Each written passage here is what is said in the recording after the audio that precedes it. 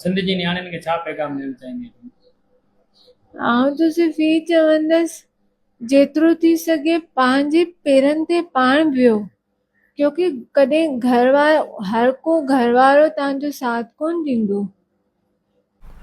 दोस्तो तव्हां हीउ पैगाम ॿुधो हूंदो त हिन ख़ातून जेको आहे न पंहिंजी सिंध जी नियाणियुनि खे केॾो ख़ूबसूरत पैगाम ॾिनो आहे।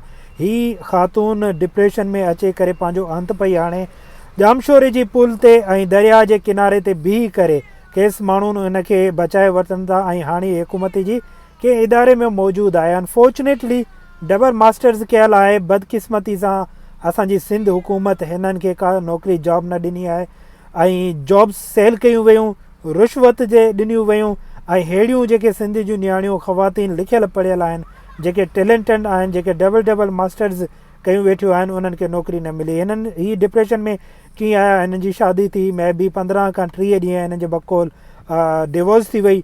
डिवोर्स थियण खां पोइ हीअ घर वेही रहिया ऐं घर वारा बि हिन खे बर्दाश्त न कंदा आहिनि।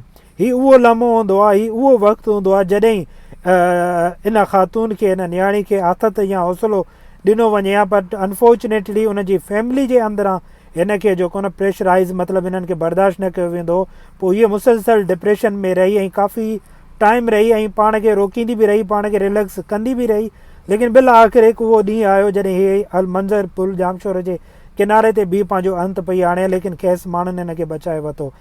चवण जो मक़सदु इहो आहे त डबल मास्टर्स थियल आहिनि, सिंध गवर्नमेंट अगरि हिननि खे नौकिरी ॾियां त शायदि ही अहिड़ा क़दम न खणनि हा। न सिर्फ़ु इहे हिकु खोड़ अहिड़ियूं ख़वातीन या खोड़ अहिड़ा मर्द आहिनि जेके पंहिंजी ज़िंदगी जो अंत आणणु चाहिनि था। त ख़ुदा सरदार शाह जे वज़ीर तालीम सरदार शाह खे था चऊं त हिननि खे नौकिरी ॾिनी वञे ऐं हिन खे जेको आहे न पंहिंजे घर वारा बर्दाश्त नथा कनि। इवन हिन जी भाॼाई आहे उहा हिननि खे बर्दाश्त नथी करे, छो ऐं हिननि ते पाबंदी लॻाई वई। जॾहिं हिननि जी डिवोर्स थी वई त तव्हांखे ख़बर आहे त जॾहिं डिवोर्स थिए थी का बि ख़ातून हूंदी आहे, उहा हुनजी कोशिशि हूंदी आहे त आउं ज़िंदगी में कुझु कयां, कुझु वधां, का अहिड़ी जॉब हासिलु कयां ऐं ॿाहिरि निकिरी कुझु कयां ताकी जेको मूंखे छॾे वियो आहे, जेको डिवोर्स ॾिनो आहे, उनखे आउं मतिलबु का चीज़ करे ॾेखारियां।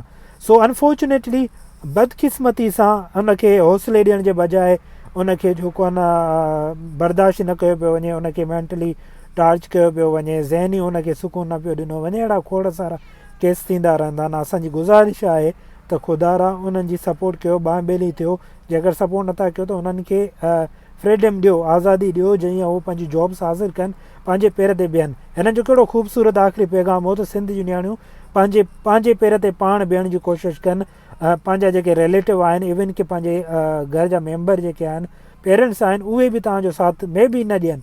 त इन जो बहितरीनु हिननि जो पैगाम आहे, यकीन कयो बहितरीनु पैगाम आहे तमामु सिंधवासी नौजवान, सिंधवासी ख़वातीन जे लाइ।